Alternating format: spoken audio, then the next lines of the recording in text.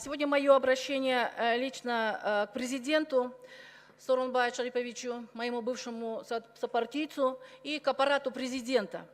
Я хочу у вас уточнить, ответьте, пожалуйста, у нас сегодня что, возврат к президентскому форму управления приходит, да? Почему парламентская наша республика сегодня проигрывает, когда идет циничное, наглое нарушение закона? Я хочу объяснить, что сегодня идет информация. Министерство юстиции Кыргызской республики внесло изменения в базу юридических лиц социал-демократической партии. И в графе руководителя вместо Атамбаева появилось имя Абдрахманова. Также поменялся юридический адрес Шабдан Батыра 4Б на Эркиндик 45. Послушайте. Я еще такого, но не знаю, как назвать, действительно наглого и циничного отношения к другой партии я еще не видела в нашей стране. Партия, которая действительно помогла тебе стать президентом в этой стране. Партия, благодаря которой, председателю которой мы все получили доверие, получили мандат.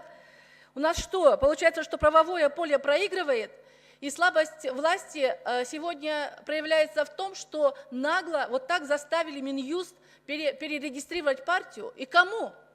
Кто такой Абдрахманов Сагынбек? Что он сделал для страны и народа? Неужели вот перед историей не боятся ответить за то, что сегодня происходит? Тем более официальная партия, штаб, мы передавали в Минюст, что у нас идет, прошло, значит, новый политсовет, новое решение съезда, все перечеркнул Минюст, и, боясь, скорее всего, под давлением, провели эту регистрацию. Кто такой этот Абдрахманов? Я запрос проводила в Минюсте.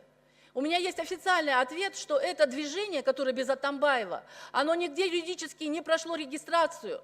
То есть просто вот с улицы собрали всех, кто-то там один руководит, вожжи держит в руках и кнут. И люди пляшут под эту дудку, нарушая законы. И у меня сейчас обращение к Минюсту. Я прошу официально дать информацию, на основании каких законов и нормативно-правовых актов, документов вы провели перерегистрацию социал-демократической партии на Абдрахманова Сагынбека. Мне очень стыдно, уважаемые коллеги, что мы молчим, когда идет такое беззаконие. И как потом можно будет верить такой власти? Я прошу вас передать рукаппарату президента. Как можно потом будет доверять, если мы нарушаем сами закон? Я все понимаю, но можно же было в правовом русле оппонировать Атамбаеву, оппонировать, в конце концов, политсовету партии. Но не так же нагло отбирать, подтихоря там все это сделали. Кому народ сегодня может доверять, если сегодня идет эти нарушения законов от депутатов, а депутаты молчат? Поэтому я сегодня хочу, чтобы Минюст дали официальный ответ.